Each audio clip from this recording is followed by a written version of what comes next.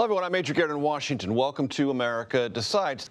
President-elect Trump spoke to reporters today extensively for the first time since he won election last month. President-elect covered a lot of topics: job creation, tax cuts, Israel, Ukraine, the border wall, energy, trade, and he even shared what he thinks his second term might bring. But this will be the most exciting and successful period of reform and renewal in all of American history, maybe of global history. The golden age of America, I call it. On Capitol Hill, President-elect Trump's pick to lead Health and Human Services, Robert F. Kennedy Jr., worked to drum up support among senators for his confirmation. Kennedy is sure to face a number of questions over his opposition to some vaccines under some circumstances. Libby, Kathy, and Scott McFarland join us now to discuss the Trump transition. Libby joins us from West Palm Beach. Scott is on Capitol Hill. Libby, let me start with you. What stuck out to you from President-elect Trump's press conference? Yeah, good to be with you, Major. Well, Trump speaking to reporters for over an hour today, as you said, for the first time taking questions since becoming president-elect. I'm here in a windy West Palm Beach where our Caitlin Huey-Burns was inside Mar-a-Lago, and she asked Trump about vaccines, to your point of RFK Jr. being on Capitol Hill meeting with senators right now. Caitlin Huey-Burns asking Trump whether he would ask RFK Jr. to move to have vaccines revoked.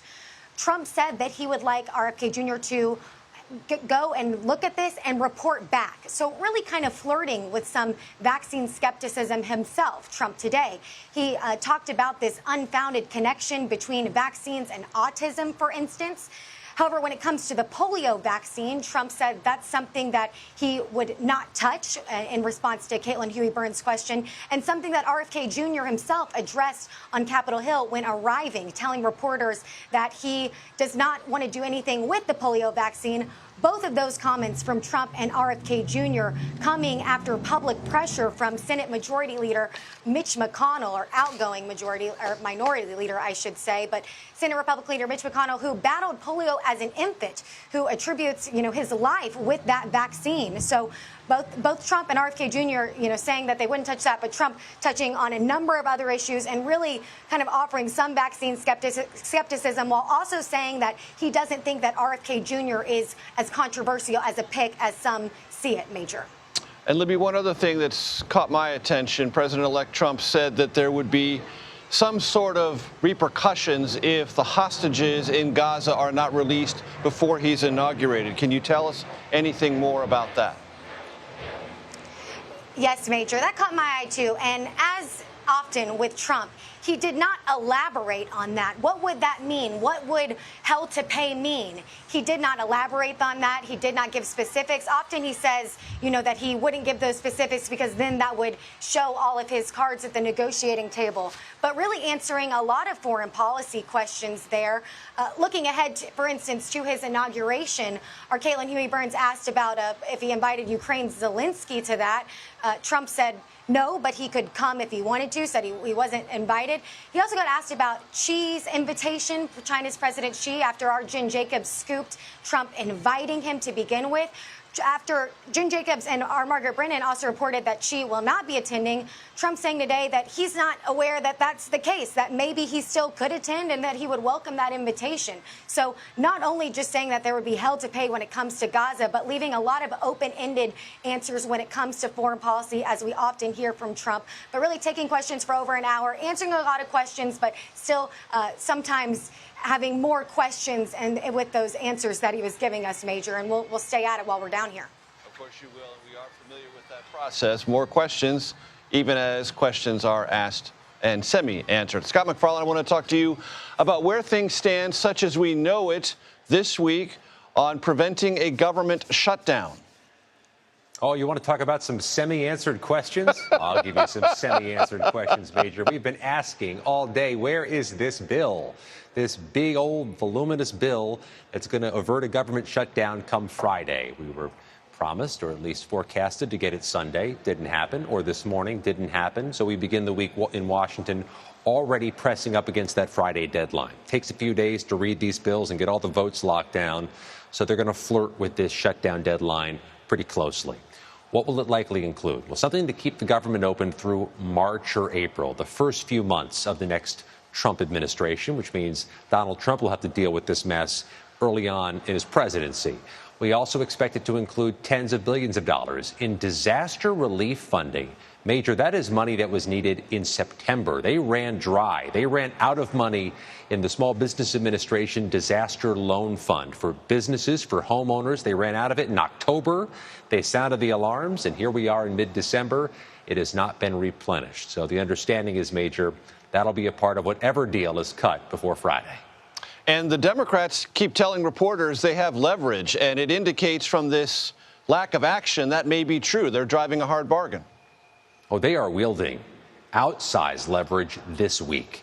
Republicans have to get this spending bill through the U.S. House to avert the shutdown and deal with the other crises. And they have such a slim margin and such a track record over the past 2 years of being able to do nothing that's difficult on a party line vote. They'll need a whole bunch of Democratic votes, potentially dozens of them, which means Democrats are at the table asking for things. They'd like more funding or funding commitments for restoring the Key Bridge in Baltimore. They'd like some of their policy initiatives funded. They may have leverage now that somewhat disappears in January with the new Congress and the new administration. But, Major, you can sense it. There are going to be narrow margins in the House next year, and Democrats will likely have a seat at the table there, too. Libby, I want to go back to you in West Palm Beach. Did President-elect address his thoughts on if he will permit or tolerate any Senate Republicans to vote against any of his nominations? Well, yeah, it's something that his team says he's not really going to tolerate. And we heard him continue to be bullish on those cabinet picks in those remarks to press earlier. Pete Hegseth, for instance, coming up. This is also, we've seen a strong show of support for Hegseth since more press has come out unearthing sexual misconduct, financial misconduct, and allegations of a drinking problem. They appeared together on Saturday at the Army-Navy game. And Trump today at that press conference saying, this was my pick. This was my idea. So sending a message to those Republican senators that they should stand in line.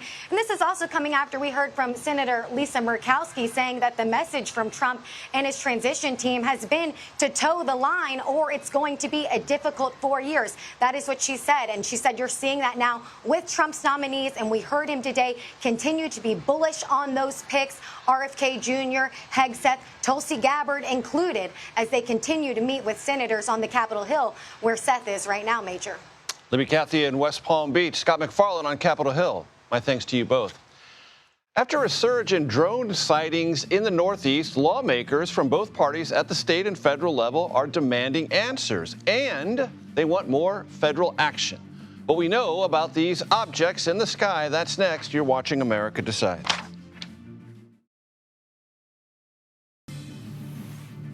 Welcome back to America Decides. President-elect Trump says, quote, the government knows what is happening, unquote, when it comes to the drone sightings on the East Coast. The Defense Department was roused to weigh in on this today, saying it does not have any evidence to suggest these drones are malicious. But it's still a little bit unclear what's actually going on. Tom Hansen joins us now from Colts Neck, New Jersey. Tom, is this a matter of crowdsourced information capturing lots of drones or lots of people capturing pictures of a few drones? That's just like a basic question I have.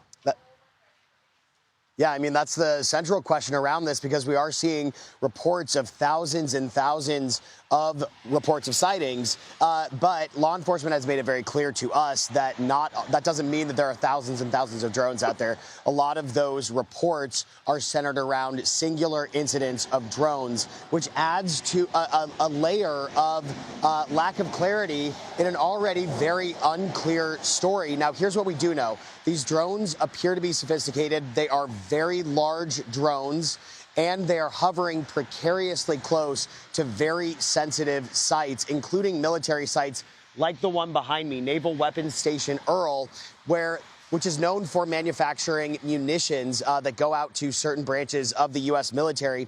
Now, this is just the latest in a slew of sensitive areas where these drones have come into close encounters. On Friday night, drone activity forced New York State's Stewart Airfield, which serves commercial and military flights, to shut down for 1 hour.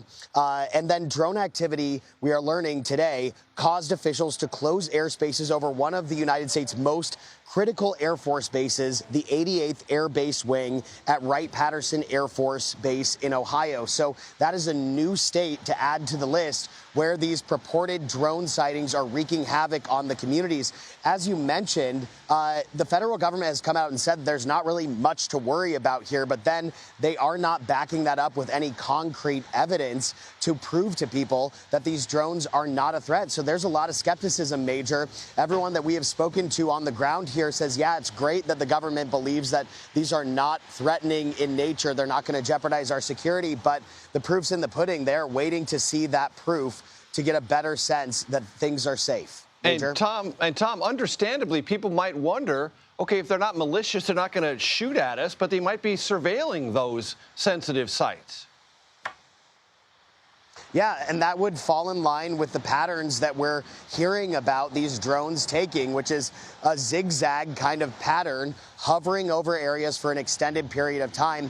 One of the things that I find very interesting about this, and I'm very curious about, but haven't been able to get any concrete answers, a lot of these drones appear to be coming off of the water.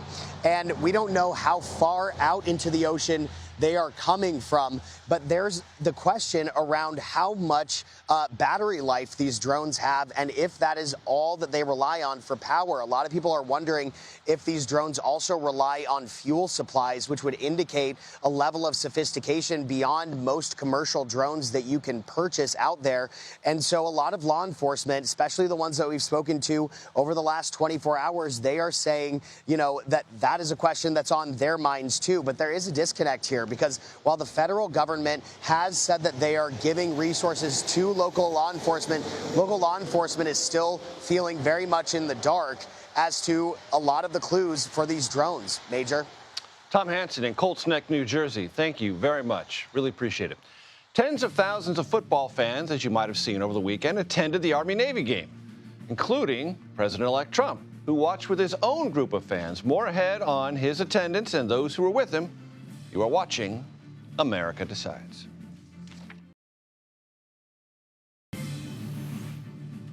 Welcome back to America Decides. President-elect Trump, huddled with, see what we did there? Huddled with many of his political allies, cabinet picks, and a former Marine acquitted of manslaughter at this weekend's Army-Navy football game.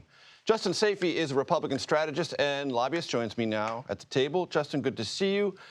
I bumped into someone pretty prominent in Washington today who said, you know, way back when our country was founded, there was a compromise to bring the capital to Washington, between kind of equidistance between North and South. He goes, I just didn't realize the capital had shifted all the way to Mar-a-Lago. There's this Florida contingent that is driving so much of the Trump transition. You're pretty right in on the Florida contingent. Talk to me about that. Yeah, well, look, I'm a native Floridian. There aren't many of us. And since President Trump moved his residency from New York to Florida, he's been out of office for 4 years. A lot of people have made the trek to Mar-a-Lago, a lot of candidates, fundraisers, things like that. And so there's a whole contingency, there's a whole entourage of people in the Republican Party. The center of the Republican political universe is in Florida, and we're seeing that with a lot of President Trump's picks.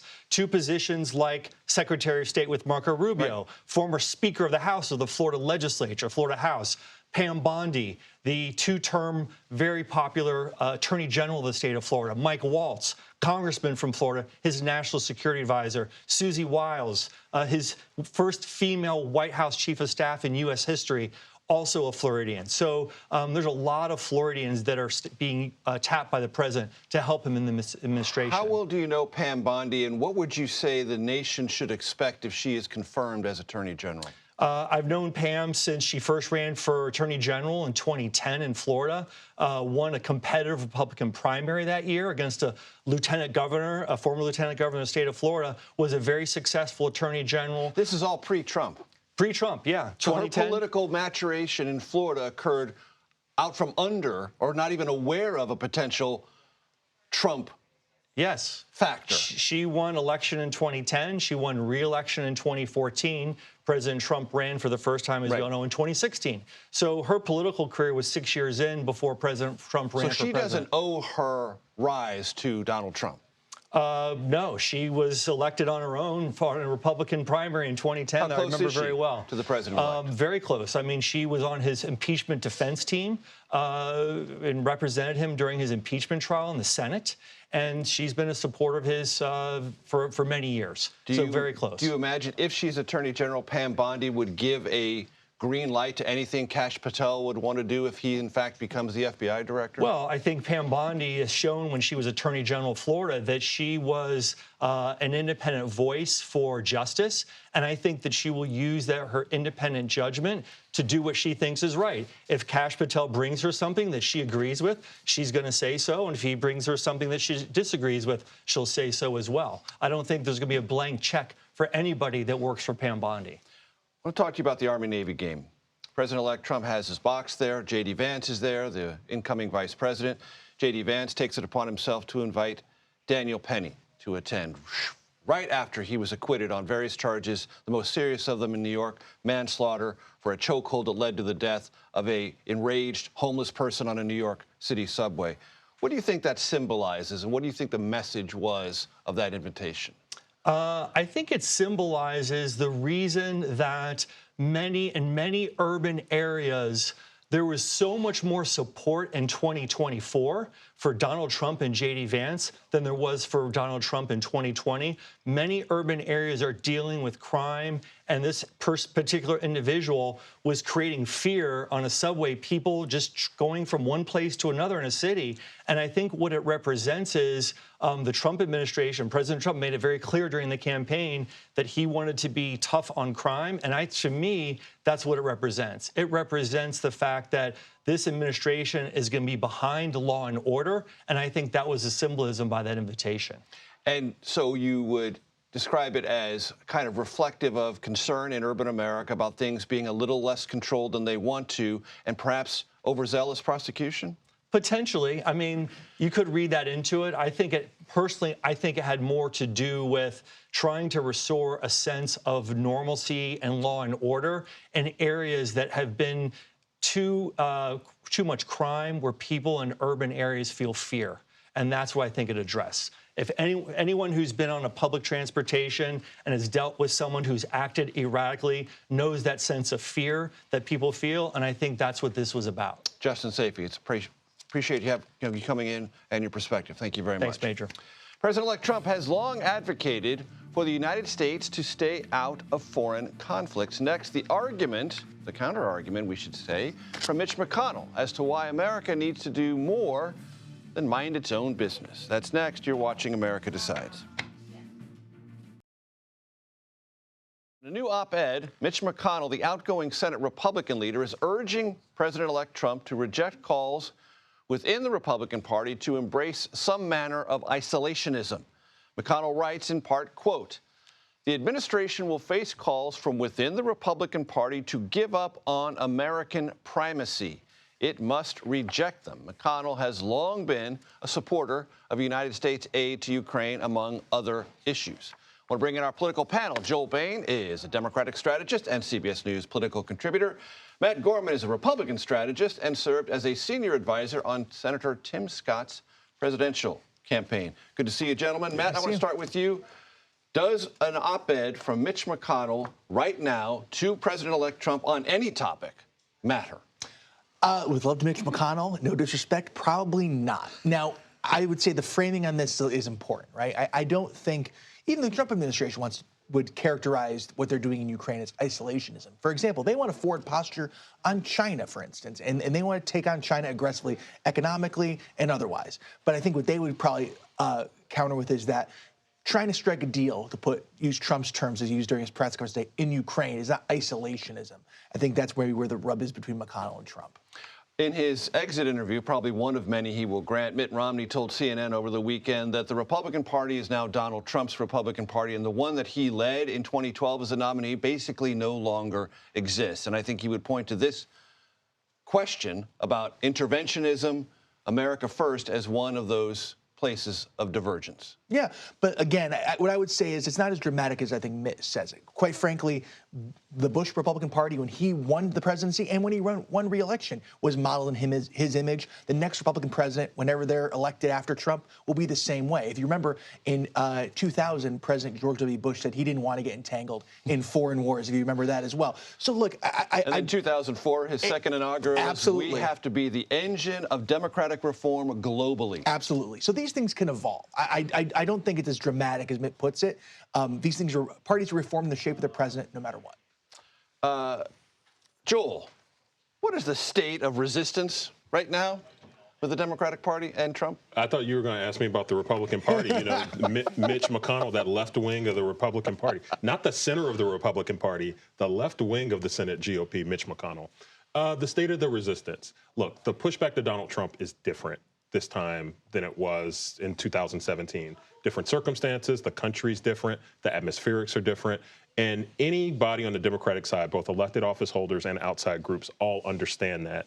I think you're going to see a lot of folks picking their battles more, maybe not chasing every car that runs down the street. Meaning not be reflexively opposed to everything. Well, I think there's opposition to Donald Trump and his stated premise and you know, governing philosophy, but not necessarily reflexively opposed to things that might be good ideas. You've seen plenty of Democrats, Bernie Sanders, Jared Polis, you know, folks like that who have talked about Donald Trump ideas that they can get behind. I don't know if I would suggest that every elected Democratic office holder is going to do that, but I think you'll see more of that this time than you saw before. I do, however, think there is still a lot of energy against Donald Trump, and I know that right now there's kind of a muted response to Trump among the left. I wouldn't overread that. I think that there's pretty strong resistance out there still. At his press conference today, President-elect Trump described differences between then and now. If we have that sound, let's play that. One of the big differences between the first term, in the first term, everybody was fighting me. In this term, everybody wants to be my friend. Everyone wants to be my friend. Matt, what does that mean? It means that, I was talking about this with folks before, people left, right, center could, in 2016 and 2017, say that the Trump election or presidency was an aberration. They can't kind of say a fluke. That. Yeah. Exactly. It's an affirmation now in so many different ways.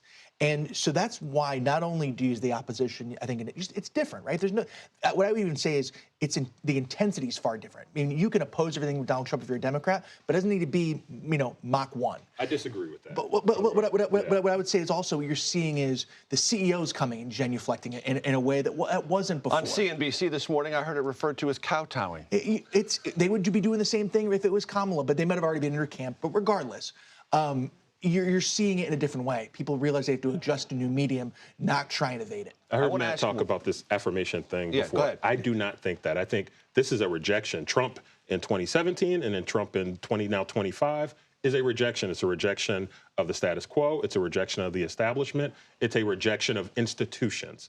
I don't think that's an affirmation of Trumpism. People did not vote for Donald Trump to go and sue news companies, to go and chase political enemies, to hire people, to put them in to break things that work for them on a day-to-day basis. That's not what people hired Donald Trump to do. They hired him to lower the cost of eggs, not to send Kash Patel on fishing expeditions against people. Or to raise doubts about the efficacy of the polio vaccine, which President-elect Trump basically backpedaled from very aggressively today, and so did RFK Jr. on Capitol Hill. I saw that. And look, I actually think RFK Jr., compared to some of Trump's other nominees, probably has an easier opportunity to get to 50+1 in the Senate, maybe even peel off one or two Democrats. I think that there will be a lot of pushback to that for those Democrats. But to be honest with you, some of those Democrats might be looking to create some of that tension on their side. A Democrat like John Fetterman, who's been doing a lot of saber rattling about kind of some independence from the establishment of the Democratic Party, doesn't mind that type of critique. Matt, I want to ask you about something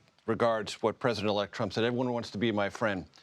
You've had to be a student of President-elect Trump. Does that deprive him of one of his great energy sources? an implacable foe who's always resisting him? Oh, I think we got some on. Don't worry.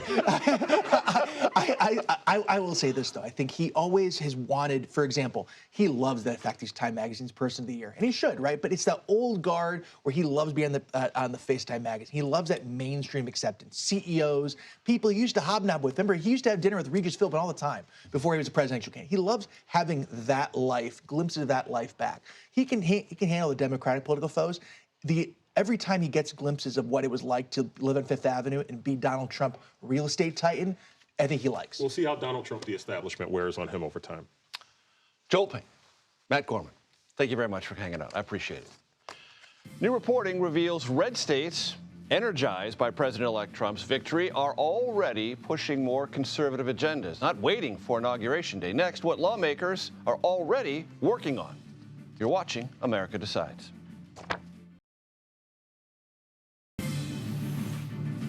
Welcome back to America Decides. President-elect Trump says he has a mandate. How big? How long-lasting? Well, guess what?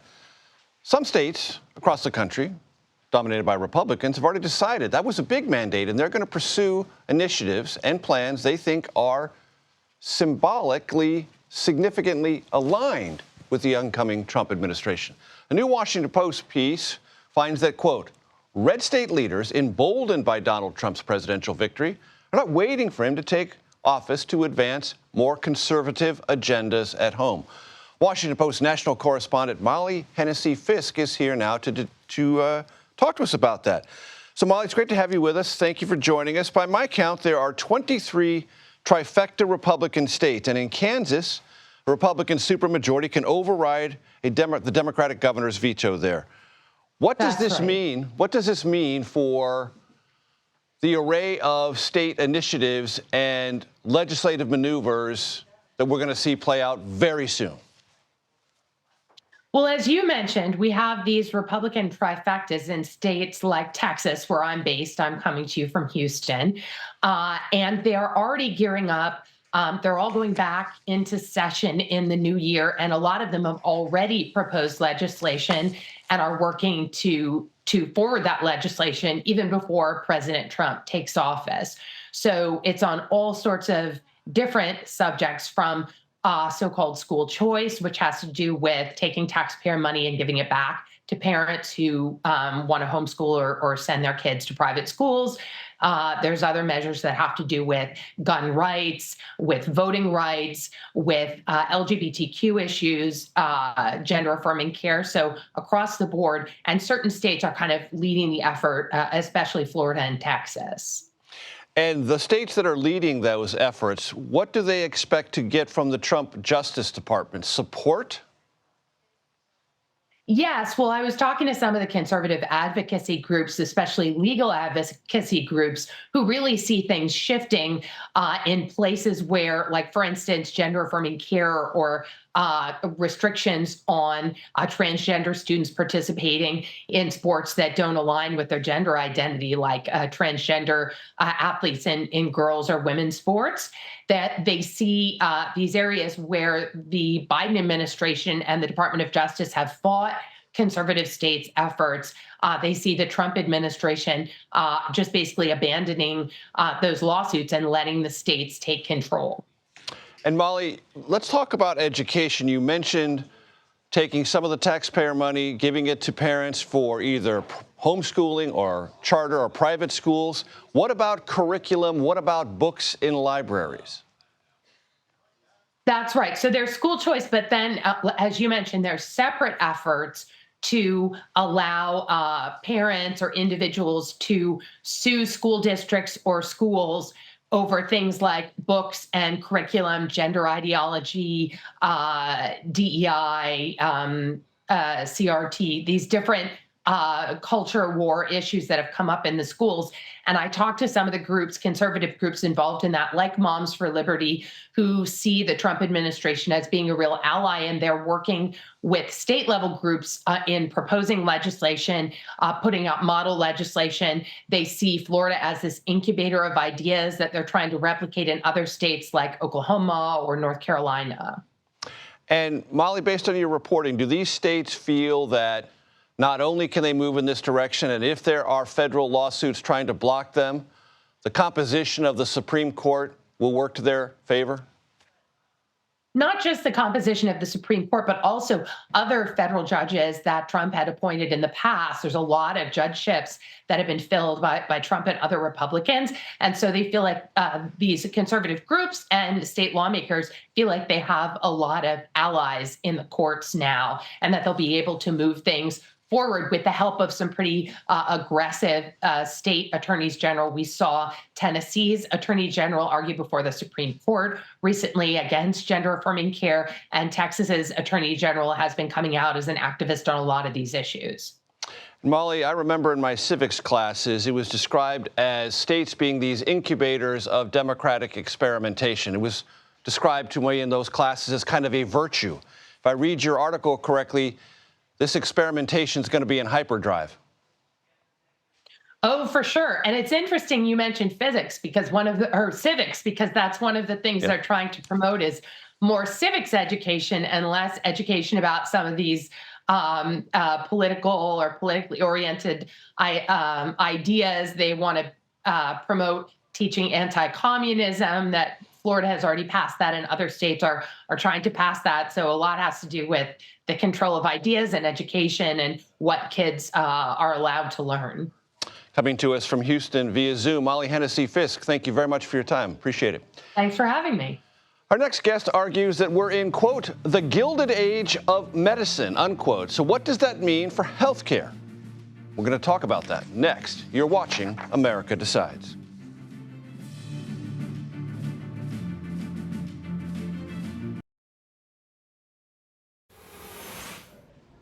Welcome back to America Decides. Manhattan District Attorney Alvin Bragg says the man accused of killing United Healthcare Insurance CEO Brian Thompson could drop his fight against extradition to New York. A hearing about that is scheduled to be convened tomorrow in Pennsylvania. Luigi Mangione remains in custody at a Pennsylvania state prison. Sources say a New York grand jury is reviewing evidence in that case.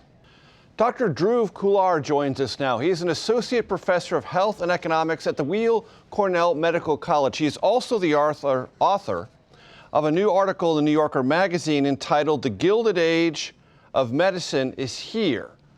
I want to read from that, Dr. Kular. It's great to have you with us.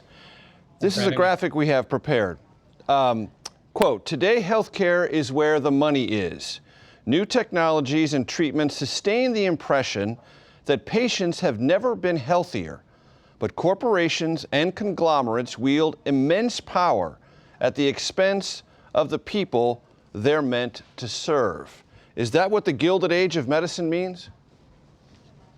That's what it feels like. I mean, there's so many ways today that the healthcare system feels like it's more focused on extracting profits than actually on caring for people. I mean, you think about how many ways in which the healthcare system is being gamed by private insurers or private equity firms, even nonprofit organizations.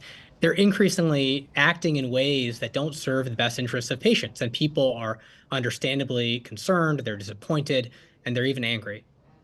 You mentioned private equity firms. CBS News has covered the impact of private equity firms taking over hospitals. In some cases, they've been shut down. In some cases, care has been compromised. You describe that in great detail in your article. Summarize that for us. That's right. I mean, private equity activity has grown by leaps and bounds over the past decade. They've been acquiring hospitals, they've been acquiring nursing homes, they've been acquiring physician practices. In some markets in the United States, more than half of physicians in a particular specialty, their practices are owned by a private equity firm. You know, often private equity firms might argue that they infuse capital into things like hospitals that are on shaky financial ground, but research increasingly suggests that they put a lot of hospitals into shaky financial position by their acquisitions. And so I talk about one organization called Cerebras Capital, which bought 6 hospitals in Massachusetts, and over time sold the land that the hospitals were standing on. And so the hospitals had to pay rent on land that they'd previously owned. That created all sorts of financial problems for those hospitals. And ultimately, that hospital system known as Steward Healthcare went bankrupt this past year. And a lot of patients and healthcare workers have been harmed in the process. I want to read another graphic that we have put up from your article.